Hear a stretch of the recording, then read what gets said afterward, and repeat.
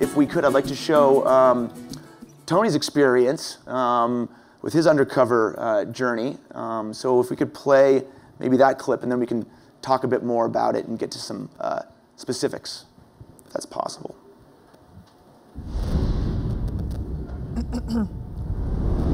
Tonight, the latest boss to put it all on the line is Anthony Wedo. Yeah, bring it.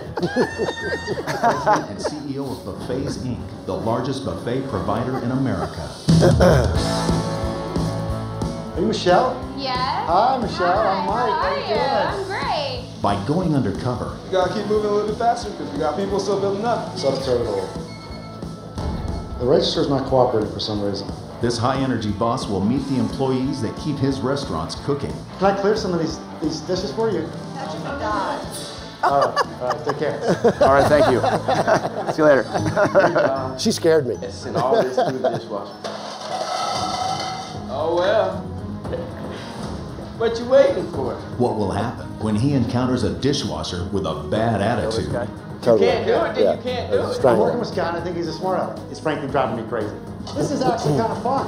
It sucks. I hate doing dishes. Find out next on Undercover Boss. Wow. Yeah, wow. Mr. Wedo, I mean. Oh, Chris, wow. This is a TV show, obviously. Yeah, but, absolutely. And it's cut very, you know, it's over the top and dramatic and big music and flashy, but it's also a real thing for you. You did all that stuff. What was the hardest part of this process, in your opinion? You know, honestly, I will tell you, it's a lot of work involved, obviously. You know, we're up late, we're shooting to all hours of the night and all those things. But honestly, guys, I'll tell you, being deceptive to my employees just didn't feel right to me to try to trick them, right? But I knew that the mission was right. Right. The mission of finding out what was going on. Remember, I 6 months into the reinvention and turnaround of my company. And you know, if you're going to do a turnaround, you got to know what's real and what's happening, what you need to do to actually fix your company. And I thought this was just the absolute perfect marriage, the show and my needs, my mission, right? Right. So you know, I thought it was absolutely, you know, totally focused on learning. But boy, did I ever get a ton more out of that than just learning about the business. Right. Yeah. And meeting a difficult guy like Sky probably was unexpected to you. Oh yeah, man. I mean, those people that know me saw the show and said, you had like, I want to strangle this kid in your eyes, right? I had sort of death. I was reaching for his neck. I'm thinking, oh, I'm on television. I can't do that. Yeah, right? yeah. But no, you know, look, I believe in a couple things. One is, you know, coaching, counseling, you know, training, leading, but giving people second chances. And so does the manager in that store, by the way. So that was the good news. Yeah. So, you know, Sky was trouble. The other thing was really challenging about Sky was he was a bully. And fundamentally, I just have a fundamental disconnect with people who are bullies. Yeah. Actually, in high school, I used to be the guy to protect the little kids, right? They were getting bullied. So I just had fundamentally couldn't deal with a bully. Yeah. So I did actually stop the show. We founded what we call the Ovation Family Foundation out of the show, right? So we could actually continue the giving. But here's the thing, right? It's not scripted, okay? I can tell you my show wasn't scripted. And each need was presented to me in a unique way, and I reacted to it. It's just that simple. You know, I feel blessed to be able to intervene when somebody's life is ready to crash. And by accident, these guys happened to reach that employee when they did their research. By accident, right? And that story's now out there. I'm now in the store. I'm now put by the larger hand has put me in the moment with this person. So I felt very blessed to be able to solve some big problems for people. Yeah. I mean, I met the clip you showed with Whitney and Jacob, and they're beautiful two little girls that, forget about the story, that just looking at the little girls make you cry. I mean, they're so cute. They were a week or so from being kicked out of their homes. Out of their home, excuse me. They were a week or so from having their car repossessed. Now, these are two working parents. We're not talking about slackers here. We're not talking about people that don't show up for the game. They were working, and it's very difficult in America for people who, frankly, a lot of people who work hard to make ends meet. So I felt compelled Chris. But to gifts, help like you said, Yeah. gifts aren't Yeah. created equally here, Chris. Right. Right? Gifts aren't created Right. equally. I mean, that call center girl Yeah. who was an idiot. Yep. Okay, she can't pronounce Lahui. I gave her a can't trip to Louis so she can have a ticket. But I just sent her to a spa because, you know, I felt like I abused her a little bit. Right. Just a little bit. But that's the thing, she got right? a weekend gotta- spa. yeah. But Yeah, each so- one so- is very it's So, different. so I gave Whitney a house. It was a house in central Louisiana, but it was a house and a car. Because That's now what I've you changed the trajectory of their life, but most importantly, those two beautiful little blonde girls that they had, their whole life trajectory has been changed now. I have a different It's twist. so powerful and it's so fabulous. And by the way, I did it because I felt it was in my heart, but my 18,000 employees just were over the moon. Yeah. Because now suddenly their company took care of families. Yeah. And so they look at it and go, I'm an employee in some store somewhere in some state. I took care of those people with my CEO. So, Chris, it was just this enormous rallying moment. Yeah.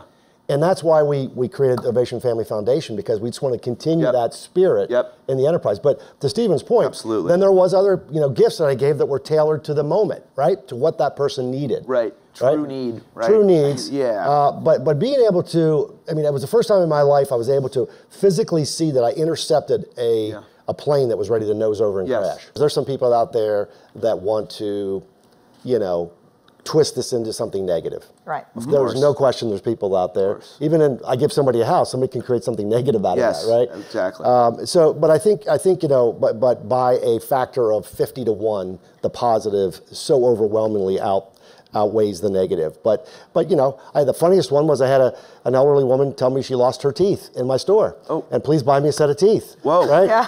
So that was a classic. But I mean, Did you ask for a picture? I did. Yeah, we said, please submit your dental impressions. We'll help you out. But no, Right. the point is, I think that there is this fundamental fear when you do this show. Yeah. There is no question there's fundamental fear. Of course. Right?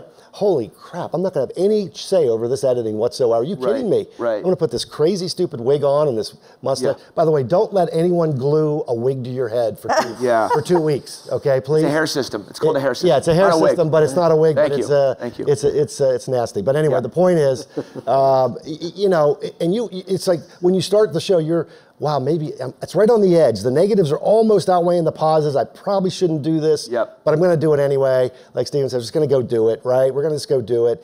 And then by the time you're finished, the negatives are way in the distance, right? Now, I will tell you, there are some really sweaty moments when the premiere's airing. Yep. Because these guys don't let you see the premiere. And I saw it with 250 of my friends and family and my teammates. Yeah. And every commercial break, I was like, phew, got through that one. That was a close one. My company, I have 18,000 employees. I received something like 36,000 resumes so far. Wow. From that October show. We aired in October of 2013 originally. So, but anyway, you're exactly right. I mean, the interest to work for someone who has this blend of the head and the heart, and they believe that the purpose and their mission's real. There's a need in America for that, right? And I think it's authentic truth. leadership is what shows They up. want on leadership. This. That's They what see it is. authentic leadership, and that's what the people are hungry for. Fundamentally, for me, it was about distributing hope. I'm in a turnaround. It's a massive reinvention of our business, and the thing that's missing in a company that needs turned around is hope. And so fundamentally, I was distributing hope. That's A. B, I do a lot of talking about leadership around the country to groups, and I have 12 commandments of leadership, and one is that it is a magical blend of the head and the heart. And people don't understand that. CEOs have been sold down the river by the media. And we're all bad guys, and we're all trying to fly around our own jets and all this kind of crazy stuff, right? What we really are is people that care about other people, and it gave me an opportunity to demonstrate that, not just for me, but on behalf of all the CEOs, because I maintain that 98% of the CEOs out there are good guys and gals, right? There's a couple bad eggs everywhere, but fundamentally, hope goes to a mission, inviting them to be part of that mission, and know that I personally care about the mission. No one cares how much you know until they know how much you care. And so what they saw for me out there was a lot of work. I was the worst cashier in the history of man. But I'm blaming the register system for that, by the way. It wasn't me. Of course, You fixed it, by the way. I fixed it, by the way. Yeah. But I did put $4 million into our POS systems. I did some real meaningful, specific tactical things that came out of the show. But I think for my organization, it was this festival and a celebration of revival. We're back. That's great. Right? We're back. Look what our CEO did for these people. I just was in Louisiana, visited the Whitney and Jacob and her family. Yeah. And it was like an amazing family reunion.